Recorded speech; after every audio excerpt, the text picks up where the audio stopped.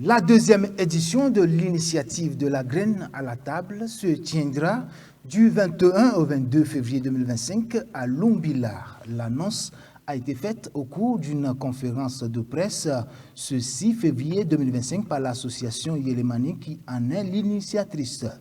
À travers cette initiative, l'association Yelemani, en collaboration avec plusieurs autres structures qui interviennent dans la promotion de l'agroécologie, entendent donner aux semences paysannes la place qu'elles méritent. Reportage Mamadou Soare.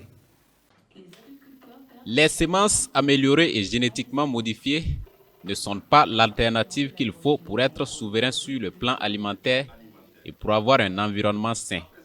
C'est du moins ce qui est déclaré en substance à cette conférence de presse animée ce 6 février 2025 par l'association Yelemani, la Coalition pour la protection du patrimoine africain, le Comité ouest-africain des semences paysannes et d'autres organisations intervenant dans la promotion des pratiques agroécologiques. Ces organisations disent non à la promotion des semences améliorées et génétiquement modifiées au détriment des semences paysannes, ce qui conduit à la domination du marché des semences par les industries agrochimiques.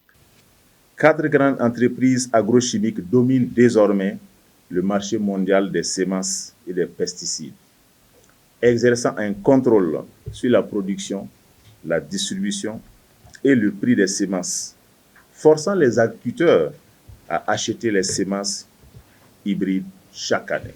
Selon ces organisations, la diffusion des semences hybrides conventionnelles entraîne plusieurs problèmes dont la réduction de la diversité sémencière remplacée par l'uniformité, ce qui se traduit par la perte de la majorité des variétés traditionnelles.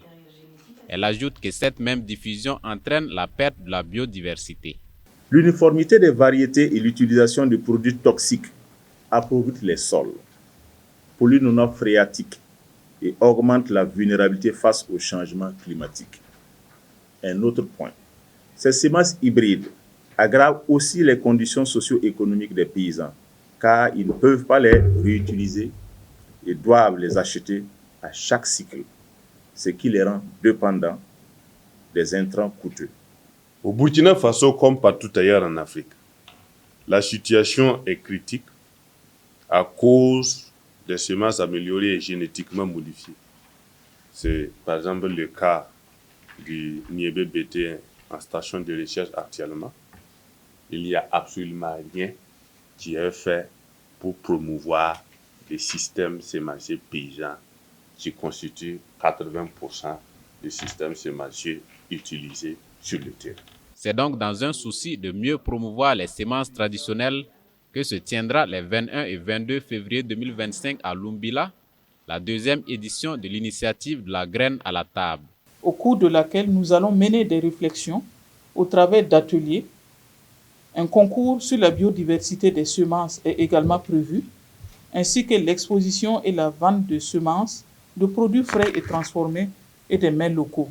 Cette deuxième édition de l'initiative de la graine à la table se tiendra sous le thème Semences paysannes, agroécologie, identité alimentaire, réappropriation, racines et futur.